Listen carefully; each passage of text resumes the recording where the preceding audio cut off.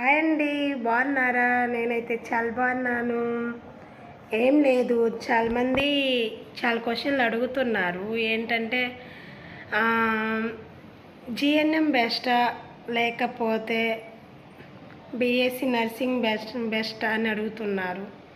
దానికి చిన్న రీజన్ ఏంటంటే జిఎన్ఎం అనేది బెస్టే. మనకి నీట్కి ప్రిపేర్ అయిన తర్వాత సీట్ రాకపోతే జిఎన్ఎం జాయిన్ అవ్వచ్చు. మీరు నీట్కి ప్రిపేర్ అయిన తర్వాత నీట్లో సీట్ వచ్చిందనుకోండి, బీఎస్సీ నర్సింగ్ చేసుకోవచ్చు. దానికి తేడా అంటూ ఏం ఉండదు. అది 3.5 సంవత్సరాలు జిఎన్ఎం, 4 సంవత్సరాలు బీఎస్సీ నర్సింగ్. ఒకవేళ మీరు జాబ్లో క్వాలిఫై అయిన తర్వాత సేమ్ శాలరీ, అంటే భవిష్యత్తులో మనకి బెనిఫిట్ అనేవి ఉంటాయి. బీఎస్సీ నర్సింగ్ ద్వారా ఎలా ఉంటాయంటే ప్రమోషన్స్, ట్యూటర్గా వెళ్ళొచ్చు. అలా బీఎస్సీ నర్సింగ్ ద్వారా కొన్ని బెనిఫిట్స్ ఉన్నాయి. ఏదైనా ప్రమోషన్ రావాలన్నా first of all BSc nursing వాళ్ళకే వస్తాయి. ఏదైనా తొందరగా వాళ్ళకి అవకాశాలు అనేవి ఎక్కువ వస్తాయి. ఏ విధంగా అయినా బీఎస్సీ వాళ్ళకి వస్తాయి. వాళ్ళు ఫుల్ అయిన తర్వాత జిఎన్ఎం వాళ్ళకి వస్తాయి. అంతేగాని జిఎన్ఎం బీఎస్సీ సేమ్ క్వాలిఫికేషన్ అనేది కాదు, సేమ్ ఆలోచించవచ్చు. జిఎన్ఎం అనేవాళ్ళు చదవచ్చు, చక్కగా బాగుంటుంది. 3 సంవత్సరాలు అయిపోయిన వెంటనే మనకి ఏ హాస్పిటల్కి వెళ్ళినా మంచి జాబ్ వస్తుంది. బీఎస్సీ అంటారా, బీఎస్సీ కొంచెం డీప్గా ఉంటుంది. క్వశ్చన్స్ అయినా ఆన్సర్ అయినా నోట్స్ అయినా చాలా డీప్గా ఉంటుంది. కొంచెం కష్టపడాలి. బీఎస్సీ నర్సింగ్ అనేది ఆల్మోస్ట్ డాక్టర్ సబ్జెక్ట్స్ ఉంటాయి బీఎస్సీ నర్సింగ్ వాళ్ళకి. జిఎన్ఎం అనేది మంచి కోర్సే, చేసుకోవచ్చు. Same salary బీఎస్సీకైనా జిఎన్ఎంకైనా. బీఎస్సీకి జిఎన్ఎంకి కొంచెం తేడా ఉంటుంది. అదేంటనేది ప్రమోషన్స్, జాబ్ వచ్చాక, గవర్నమెంట్ జాబ్ వచ్చాక. ఒకవేళ మీరు అవుట్ సైడ్ వెళ్ళినా కానీ బీఎస్సీకి వాల్యూ ఉంది. జిఎన్ఎంకి వాళ్ళు ఫుల్ అయిన తర్వాత మనకి ఇస్తారు. ఎయిమ్స్ ఉంటుంది సెంట్రల్ గవర్నమెంట్ది, అది కూడా ఫస్ట్ బీఎస్సీ వాళ్ళకి ఎక్కువ అర్హత ఉంటుంది. వాళ్ళు అయిపోతేనే మన జిఎన్ఎం వాళ్ళకి అర్హత ఉంటుంది. అంతేగాని జిఎన్ఎం తక్కువేం కాదు, బీఎస్సీ ఎక్కువేం కాదు. అంటే నేనేమంటానంటే రెండు క్వాలిఫై అయ్యాయి, మంచి చదువులే, మంచి స్టడీనే. చక్కగా చదువుకోండి. ఫస్ట్ బీఎస్సీకే ప్లాన్ చేయండి. బీఎస్సీ అందకపోతే జిఎన్ఎం అయిన తర్వాత మనం పోస్ట్ బీఎస్సీ చేసుకోవచ్చు. దాని ద్వారా సేమ్ క్వాలిఫై అవుతాం, సేమ్ స్టడీ అయిపోయింది. అప్పుడు మనకి కూడా ఎగస్ట్రా డిగ్రీ అనేది ఉంటుంది, పోస్ట్ బీఎస్సీ అనేది. మేము ఇంకా చదువుకుంటాం అనుకున్న వాళ్ళు ఇంకా అవకాశాలు ఉన్నాయి.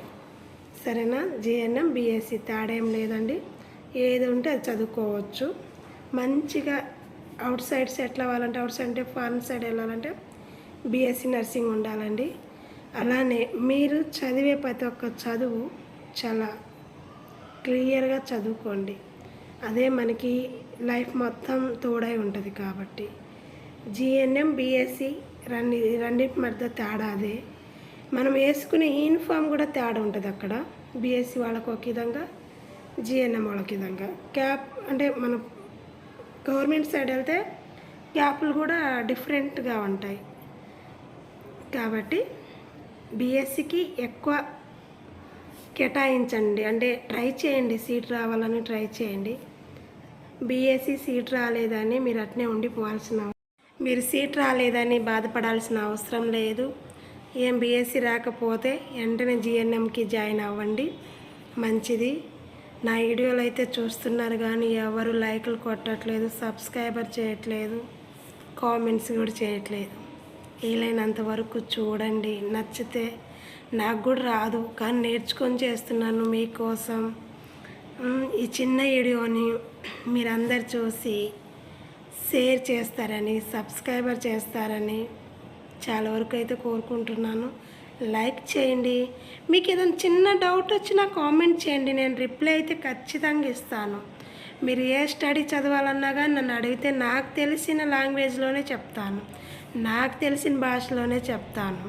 కాబట్టి నర్సింగ్ గురించి ఏమైనా డౌట్ ఉన్నా, హాస్పిటల్ సైడ్ నుంచి ఏదైనా డౌట్ ఉన్నా డ్యూటీ పరంగా ఏమైనా డౌట్ ఉన్నా, వార్డులో వర్క్ గురించి ఏదైనా డౌట్ ఉన్నా, ఆల్మోస్ట్ అన్ని విధాలుగా ఏ హాస్పిటల్ అయినా, ప్రైవేట్ సెక్టార్ అయినా, గవర్నమెంట్ సెక్టార్ అయినా, ఏ దేంట్లో అయినా ఏదైనా డౌట్ ఉంటే నాకు కామెంట్ చేయండి, నేను చెప్తాను.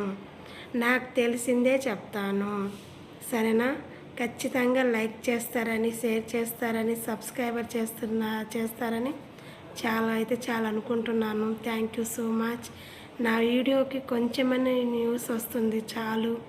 అంటే ఫస్ట్లో ఎవరు తెలియదు, అయినా పర్వాలేదు. ఇప్పటికైతే ఒక 20 మెంబర్స్ అయినా చూస్తున్నారు, చాలు అనుకుంటున్నాను. మీతో పాటు నన్ను కూడా నడిపిస్తారని ఈ చిన్న వీడియో అయితే మీకోసం నేను చాలా కష్టపడి తీస్తున్నాను. Thank you so much my followers, my subscribers, my like చేసిన వాళ్ళందరికీ, కామెంట్ చేసిన వాళ్ళందరికీ నా ధన్యవాదాలు. Thank you so much. మీ అందరిలో నేను ఉండాలని కోరుకుంటున్నాను.